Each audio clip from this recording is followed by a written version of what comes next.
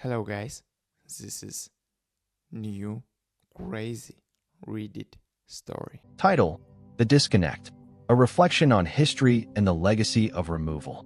As a conservative who has spent a lot of time reflecting on the ongoing debates about Confederate statues and other contentious parts of American history, I found myself in a strange and, quite frankly, uncomfortable position recently.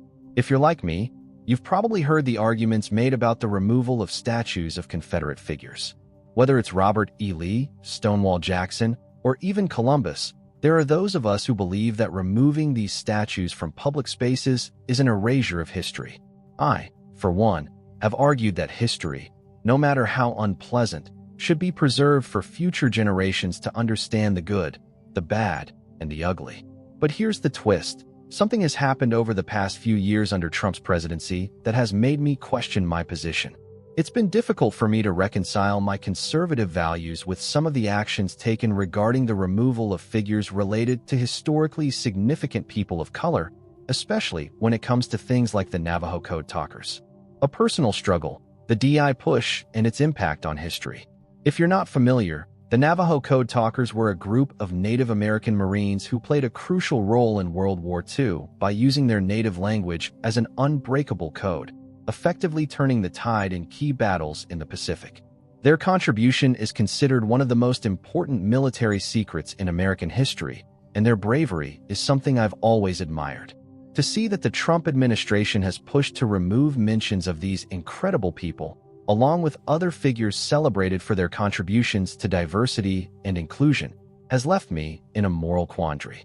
The idea behind DEI, diversity, equity, and inclusion, is, of course, noble on its face.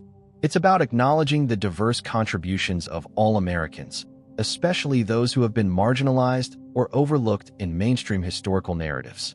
The problem, however, is that Trump's removal of DI-related historical events and people from government websites appears to be an ideological stance that dismisses the role diversity has played in shaping America.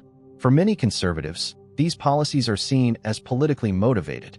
Some even argue that it's a return to traditional values, but I have a hard time reconciling the idea of traditional America with the erasure of the people who helped build it in the first place. The hypocrisy of supporting Confederate statues while erasing other icons. Now, before people start assuming that I'm suddenly going liberal or that I've lost touch with conservative principles, let me make one thing clear.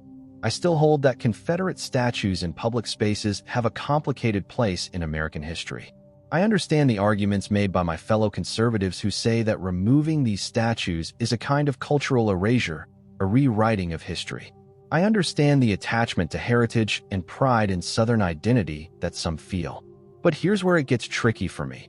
If we can't erase or cancel Confederate figures who were associated with slavery and the treasonous rebellion of the Confederacy, how is it that Trump's administration can justify removing figures like the Navajo code talkers and others from public recognition?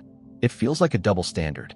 If we're going to be consistent about preserving history, shouldn't we also stand firm in recognizing the good parts of that history? I don't mean to romanticize the legacy of the Confederacy. I'm well aware of the atrocities associated with it. But I also believe in understanding the complexity of history. The Navajo code talkers weren't just heroes. They were part of a larger tapestry of resistance and survival for Native peoples, a group that has faced generations of marginalization. Their story deserves to be acknowledged, especially when considering the broader context of American wars and their impact on Native American communities. Removing such figures in the name of partisan politics seems contradictory to the principles I hold. Are we really preserving history, or just picking and choosing?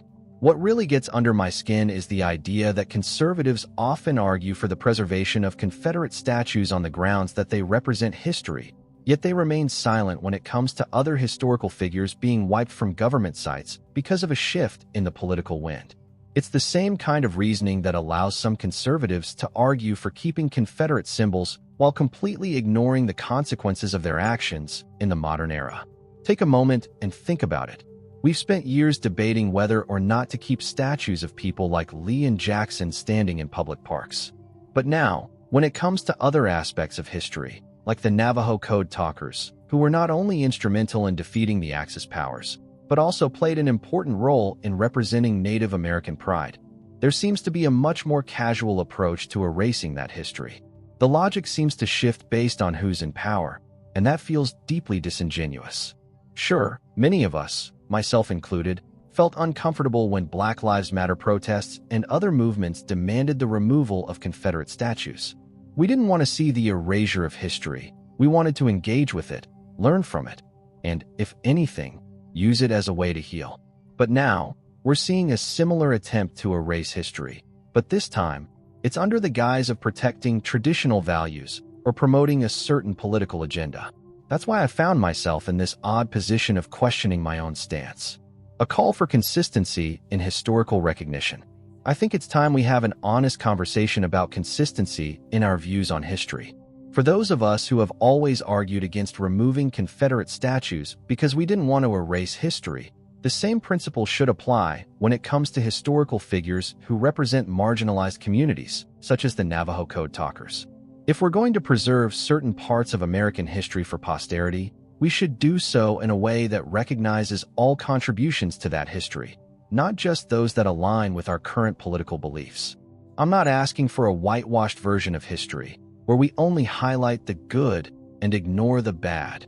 I'm asking for a fair approach, one that recognizes the complexities of history and refuses to cancel or erase the contributions of people who, at different points in history, have been overlooked or mistreated.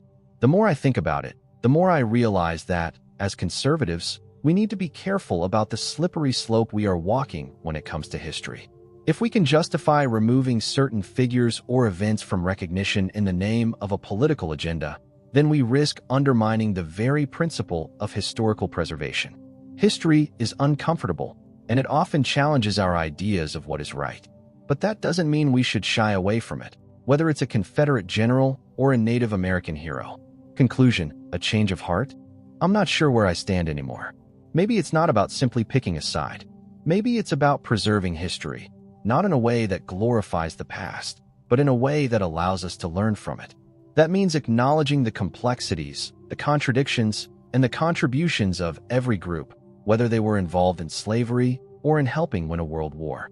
If we're going to debate the removal of Confederate statues, we also need to engage in the conversation about removing figures who have been celebrated for their contribution to diversity. It's time for us to look at our political decisions more carefully and make sure that they align with the principles of fairness and consistency, not just partisanship. Because history isn't about what we want to remember, it's about what we can learn from what's come before.